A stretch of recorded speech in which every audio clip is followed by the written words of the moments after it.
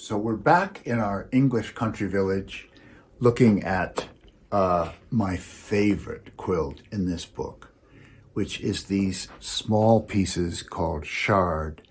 And I just loved it against this old, wonderful, shabby chic white house with crabby kind of old wood, and how interesting it looked, like little butterfly wings. The actual quilt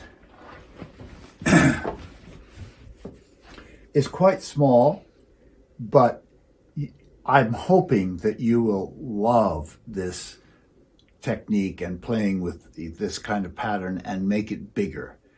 And one of the things you could do to follow the instructions in the book and make it bigger is to just add more squares per block, and then it would just immediately come out bigger. You could add another couple of rows to each block.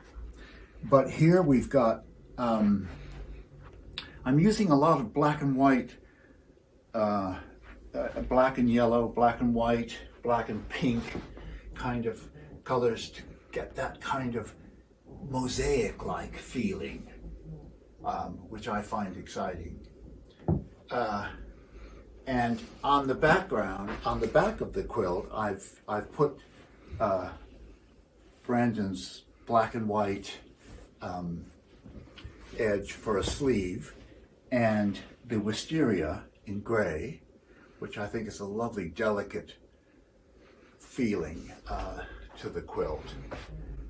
But of course, it's the front and the way it uses the black and white that intrigues me most. That black and white polka dot just works so beautifully, I think, between bits.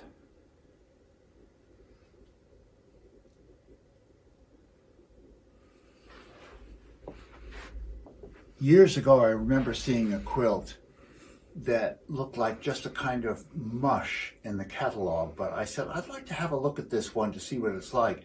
I was in the Ontario Museum, and they opened this drawer and showed me a quilt very similar to this, and I've been dying ever since to make my version of this kind of broken dishes design.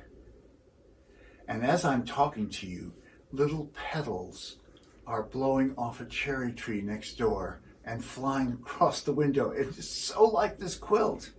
It's wonderful.